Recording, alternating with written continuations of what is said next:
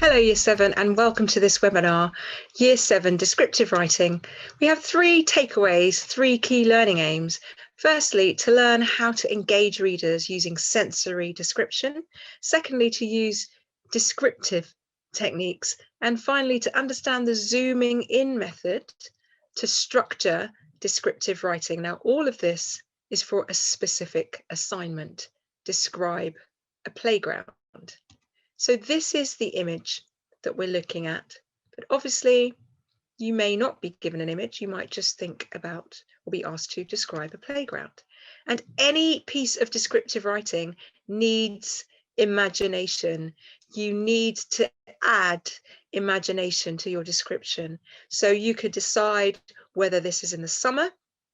It could be the last day of term before the summer holiday. You can decide which year groups this is. This looks like the older playground in a primary school or perhaps even a secondary school playground. You could decide to describe a playground that's really wet and that the poor students are kind of dripping from the rain.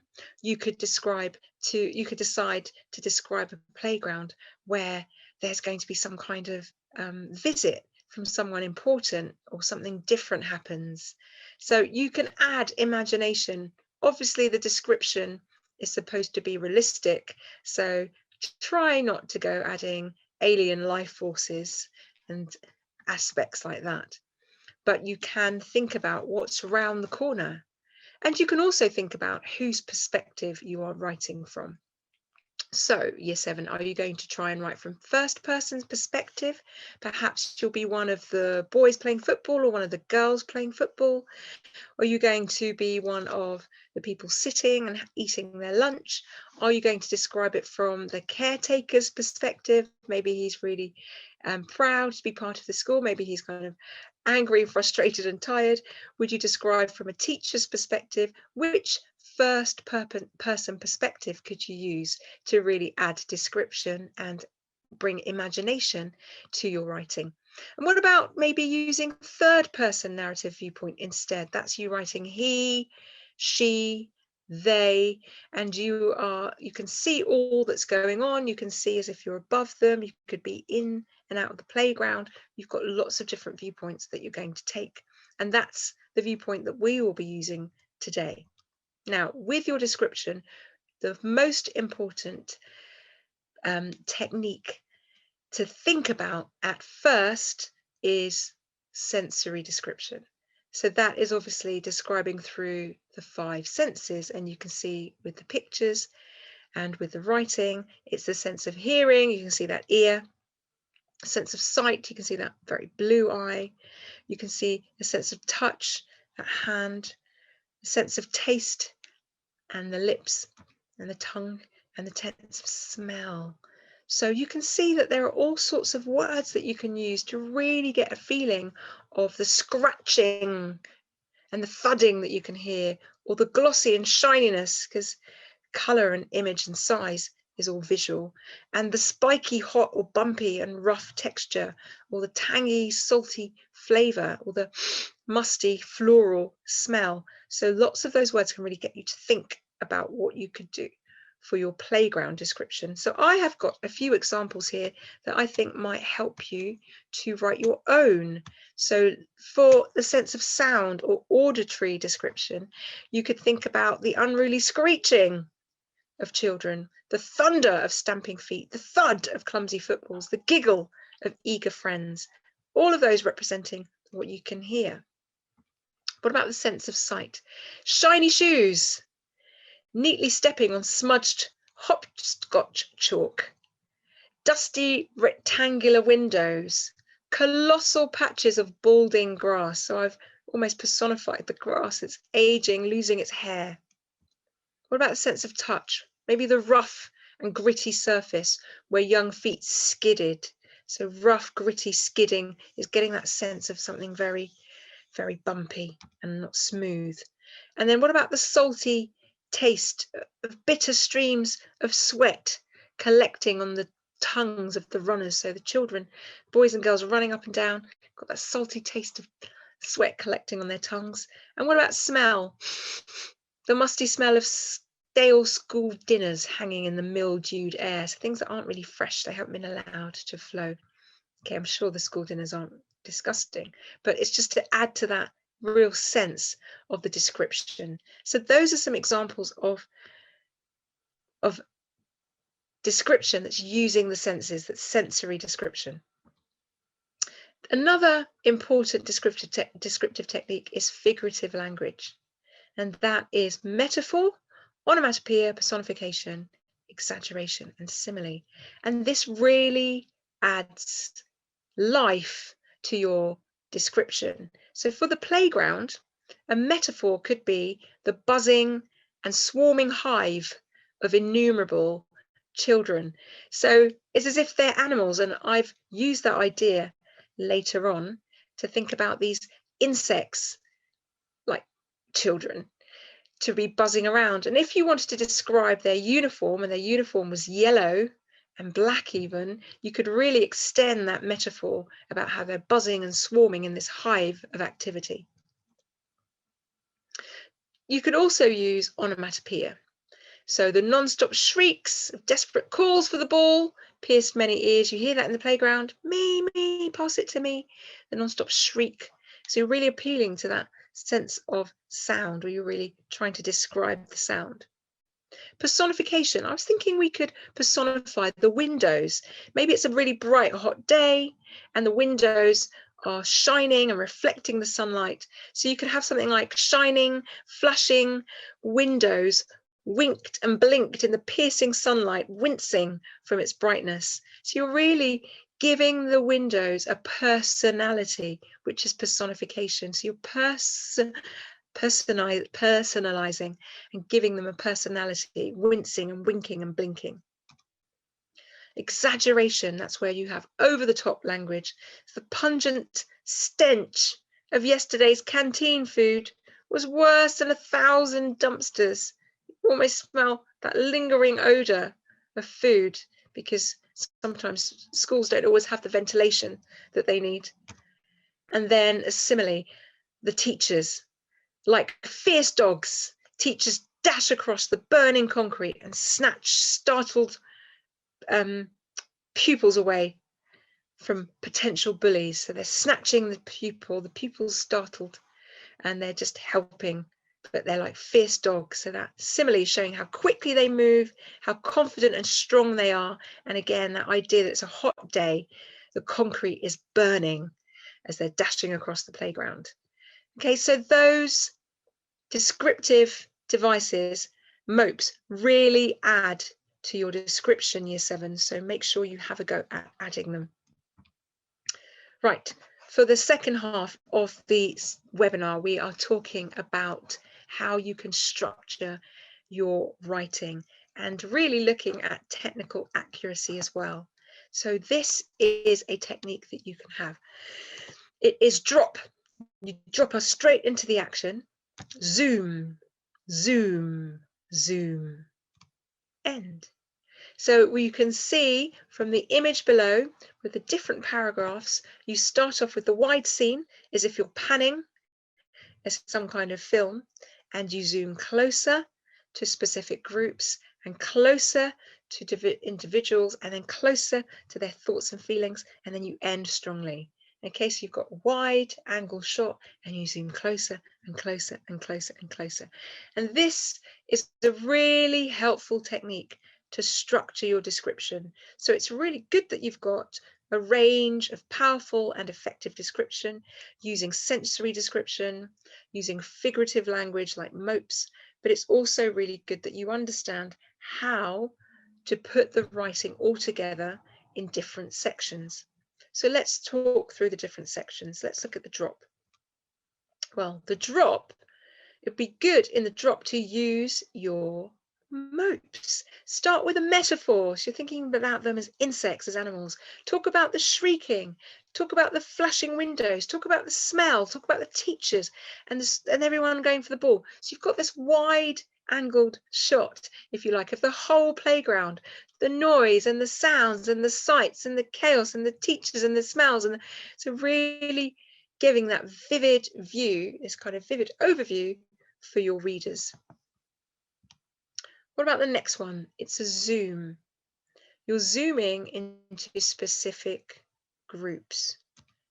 So I would like you to think about punctuation in this section and to really think about using it for specific reasons. So dash adds some extra information. Brackets include some similes. So you're adding that descriptive detail. A colon, you're going to start a list, and the speech marks for dialogue or sarcasm. So what could it look like if you're zooming in? Noise and chaos, screams of joy and cries of pain had broken out on the football pitch. So we're zooming in a bit closer to the football pitch. A cluster of boys, like an angry circus of clowns, rolled uncontrollably across the threadbare grass. Red face fumed and shouting abounded. Disagreements about the offside, anger about the fouls, upsets about tackling, insults about close marking. The poor ref was overcome with complaints that threatened to halt the game completely. So I've zoomed in to this group of young boys, I'm sure there are girls with them as well, playing football. It's like a circus, there's no control, it's chaotic, it's uncontrollable. And you can see how I've used these specific punctuation marks to really add specific detail. So I've added the detail of the joy and the pain, I've added the simile of the clowns, I've added all the different things they're arguing about. They're arguing about offside and you fouled me, you tackled me, you're marking too close. And then this idea that the ref, just another child in the playground, is going to say, look, that's it, I quit. He's going to halt the game completely. Okay, that's the first zoom. The next zoom is now zoom thinking about a particular child, an individual. And I'd like you to really think about crafting your sentences. Think about adding an adverb or an adverb phrase at the start, adjectives in the middle, and then alliteration at the end for this section that focuses on an individual. What could that look like for your playground description? Menacingly, the stealthy juvenile silently stalked his target. So can you see how I've started with that adverb, menacingly, and I've used stealthy in the middle, and then I've talked about how he's stalking his target. So you can see I've used AAA here to try and shape and craft my description. So what is this juvenile doing? Why is he stalking? Why is he stealthy? Well, he's drifting in between the younger children, and he spotted an unsuspecting loner on an empty bench with a fabulously full lunchbox. So I want to zoom in. What's he doing? He has seen someone who's on their own. So can you see the contrast between the empty bench and the full lunchbox, fabulously full, adding that alliteration at the end of the sentence? In one swift and agile move, the clever thief greedily grabbed the loot of food and hurtled away guiltily. Okay, he's stolen someone's lunchbox. Very naughty. I'm sure one of those terrier type Rottweiler teachers is going to sort him out, grab him and discipline him. So can you see how I've tried to start the sentence with an adverb phrase? I've tried to use an adjective and alliteration in the sentence to really craft and shape my description as I zoom in to an individual. Now I'm thinking about thoughts and feelings, zooming in even further. And for this, I really want to think about different types of sentences.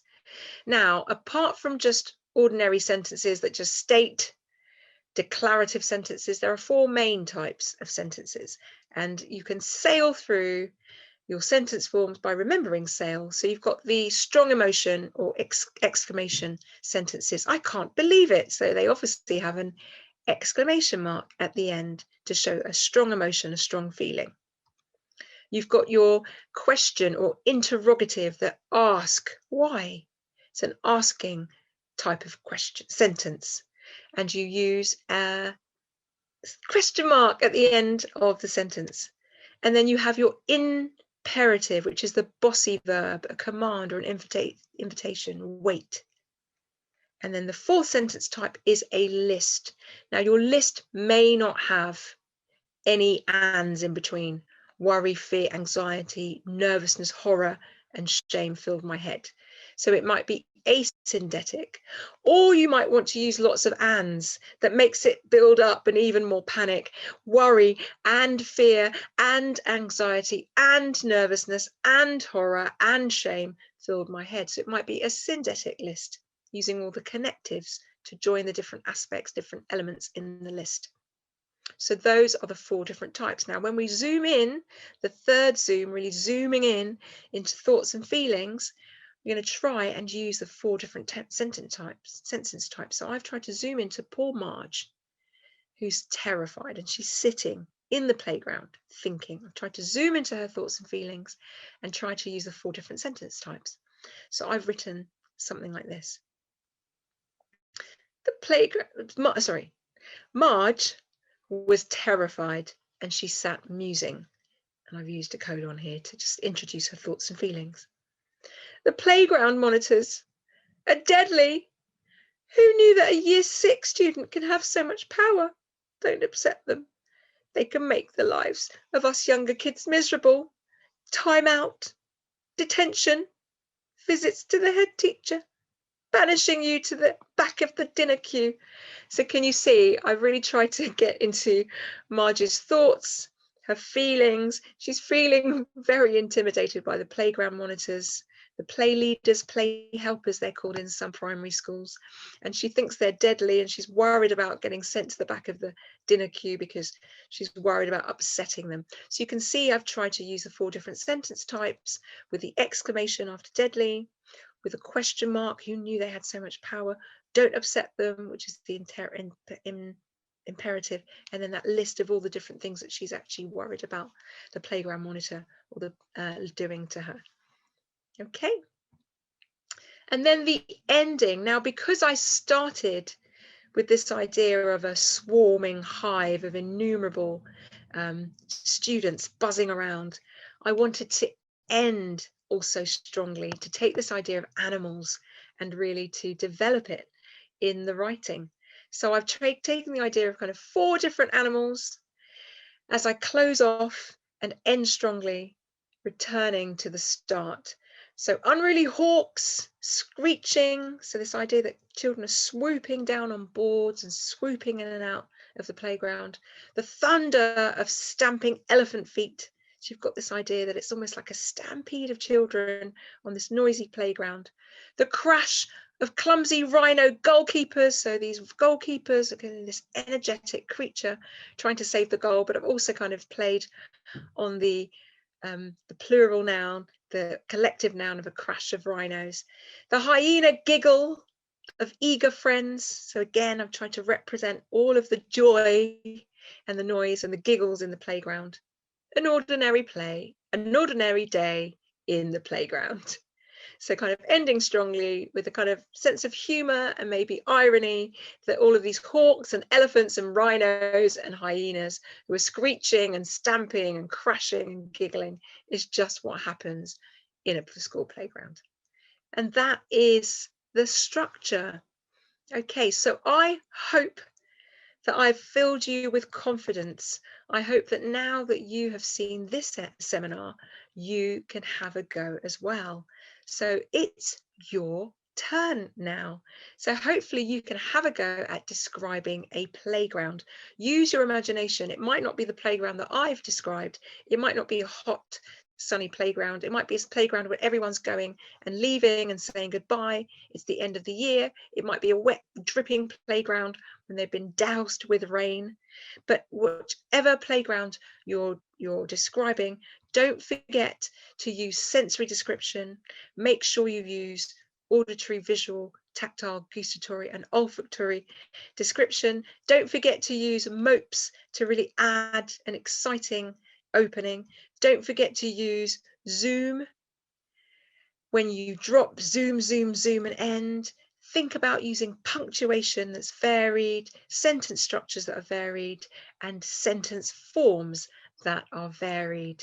Thank you, Year 7. Thank you for joining me, and see you next time.